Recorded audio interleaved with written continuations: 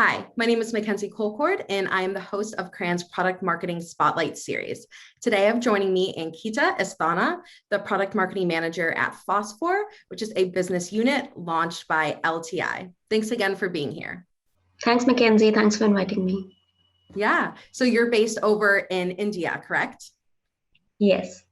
Very awesome. So tell me a little bit about your company and your career path that kind of brought you to this point. I know you're a pretty active member of the Product Marketing Alliance. Yeah, sure. So like you said, I am part of Phosphor, which is a recently launched new business unit which deals with data and AI products. LTI, or Larsen & Toubro Infotech, is a leading digital technology company based out of India. And we work with multiple clients across the globe solving their data challenges, right? And Phosphor kind of takes it to the next level, creating products, basically AI and machine learning based products that help companies monetize their data better. So how do you analyze data, collect information, build models on top of it, right? How do you make that whole process, which is the data to decisions journey, more easier for customers? That's what Phosphor does. And in this whole chain, there are 5 products that build this whole suite called Phosphor. And I am kind of leading the marketing initiatives for one of the core products called Lumen. And Lumen is basically, if in the easiest language, it's like a Google-based search engine that helps businesses get to insights faster by just asking questions, right? So for example, say if you want to know what your competitor is doing in the market, right? And you have information at the back end, like a data set that you want to question. Instead of just going to your data analyst and asking him the question, why don't you just ask on Lumen? And it will give you the answer with visualizations and narratives, explaining what this means. Why is there is dip in the sales, for example, or there is a growth seen in a particular product category. That's what Lumen does. And it's actually built on this whole concept of curiosity, which is how can you enable curiosity in organizations? People kind of tend to shy away from asking questions, right, of their data sometimes, because one is that they don't want to know the whole truth, or they basically want to rely on their experience and expertise most of the time. So this is basically getting them access to advanced analytics on their fingertips, right? And so they don't need to have to worry about what kind of data are they looking at, what kind of analysis do I need to do here, or wait for that information from their analyst, because in larger organizations it's very difficult to get to answers fast, right? It takes a lot of time. There's a back and forth. If I get one report, I need to go back and question my analyst again. Why is this happening? Can you tell me? Then he takes another 2 weeks to get back to you with the answers, right? Lumen kind of breaks that whole cycle and gives you the answers up front and within seconds. So that's what the product does. Yeah, that's a great way to, streamline that analysis for sure. I'm sure it makes, jobs a lot easier for a lot of people. So just on a personal note, kind of what is your career path that led you here? Yeah, it's very interesting that you asked that, because I actually started as a research analyst, and I was doing a lot of CI for competitive intelligence for customers in US, like healthcare and retail clients. I was building reports and dashboards, a lot of manual process actually at that point of time when I started. So it kind of built that whole skill in me of getting to what kind of data do I need? How do I analyze it? How should I present it actually that makes sense? Because that's what's most important, right? I have a multitude of data, but if I don't get to the why of it and why am I presenting it, or what is in for the client, why should they care, basically, right? That's what kind of pushed me and made me more passionate about storytelling as a whole. And product marketing is all about storytelling. So that's one of the segue that I found that I could move directly to product marketing. I started off with managing a customer experience application first, again related to data analytics. And in that, I was kind of like a one-woman army, I would say, because we were a startup and I was doing multiple things, attending meetings with clients or getting their feedback, sales planning, and creating collaterals as well. So That's what, like, right now I'm totally into a product marketing role, but it started off slowly and steadily. So I've learned everything like on the job. So there's no particular course that I could do, but yeah, basics of marketing I had done in my MBA, so that helped definitely. Awesome. Yeah. And I will say, a lot of the product marketers I talk to, what kind of brought them there is that storytelling aspect. So that doesn't surprise me that that's something that you're passionate about as well. Yeah. So other than that, are there any, critical skills that you think are super important for product marketers?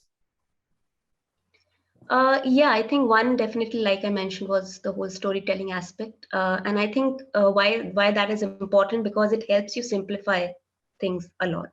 Yeah. And for me, or for people who are in an industry which is already complex, like data and AI and machine learning, which is, which tends to be more complex, and it's very difficult to simplify things in this domain, because people are used to hearing technical jargons and technologies that might not be very easy to simplify. So I think one of the major skills that definitely product marketers would and should have is, how do you simplify everything for people? Because at the end of the day, you are selling to a person, right?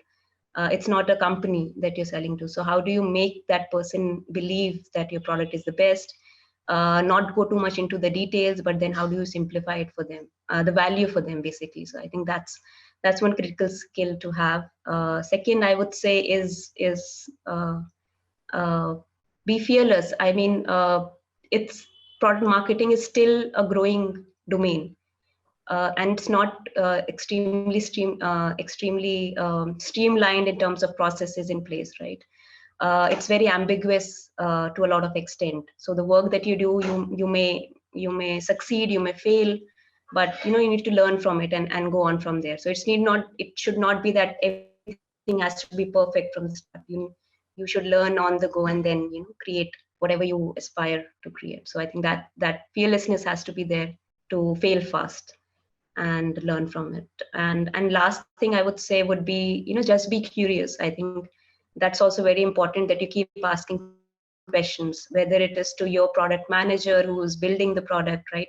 Why is this feature important? Or why should the customer care for it, right? I think if you put those questions first while you're building your messaging or your narratives, your website content, even your collaterals, I think that becomes easier to create a story around it.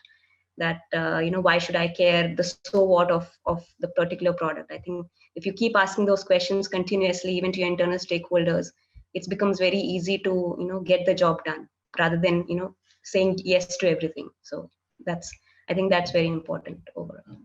Absolutely. I agree. And I love that idea of, being fearless. I haven't heard that before, but that is definitely something, you need to be, as well as being curious as well. I think that's great. Yeah. So as a product marketer, are there, any specific challenges that you have consistently run into, maybe in this role or just throughout your career in general? Yeah, I think there's a lot of challenges, I would say, especially when it comes to product marketing, because it's a unique role that we play, and it's at the intersection of product management and sales and even customer success, right? Because everybody is kind of looking out to get information on how to improve their product, or how to get more sales, or even how to upsell or cross sell to the existing customers, right? So it's because it is at that intersection, there's a lot of silos also, because different teams, different people, the more the people, it's difficult to manage that, and people usually work in their own silos. You're not, like, sometimes we don't get access to customers directly. We can't talk to them directly to get insight on what should our messaging be. We have to rely on the sales team or the customer success team. So this siloed working kind of creates a lot of challenges. And when we are creating, say for example, when you're launching a new product, it becomes difficult to get user research done, because we are not able to connect to the right people, right customers who are already using the product. So I think one biggest challenge would be on the siloed, and I think that's same for most of the organizations. that are there, because where there are more people involved, it's challenging to manage expectations of everybody, right? Second, I think is, like I was saying, that while product marketing is at the center of a lot of things that the whole organization is working, we don't actually own everything, right? Or anything for that matter, because the product is owned by the product management team. They own the roadmap and the vision and strategy. Sales have their own agenda, and they own the whole sales cycle and process, right? So it becomes difficult to map out, the rules and responsibilities, accountability, basically, where the handoff happens from product marketing to sales or to customer success. I think that's another challenge that we continuously run into, because there is a very ambiguous line between, where the handoff happens and who is responsible for what part of the whole value chain. And third, I think one of it's a challenge and also an opportunity, because if I am a product marketer, most of the times the request that I get is, this is a deck that I have to share with the client. Can you just, beautify it? Or, so it's kind of like they just want to, build new slides, and they just push that out to us, and you have to do that because it's part of your job. But I think it also becomes an opportunity of sorts, because you then get to build the narrative and story out of what you're trying to say to the customer or the prospect when you're building that slide deck for a sales. But it is also a challenge, because then it kind of demotivates you, right? Because not just presentation and building slides, product marketing is much more than that. So I think these are the common challenges that I think a lot of product marketers run into in their day-to-day lives. Yeah. Absolutely. I think, you hit on a key point. It's just the cross collaboration. I feel like, product marketing, more than many other roles out there, you're working with so many different stakeholders and departments. So it can definitely, be a challenge, and you have to be organized for sure. Yeah. So those who, may be struggling with things like this, do you have any advice for them? Yeah, definitely. I think, yes, specifically if you talk about product marketing and also competitive intelligence, I think the base to start with is not take on ad hoc requests, right? Like a one-off program that you do, maybe do a generic research on on your clients and your competitors, and that's it. Because then it is not something that you can build on as a starting point, right? I think most important part is to listen first, understand what is the requirement from your internal stakeholders, what's working, what's not working, from your sales on what they require, what's missing in your current stack.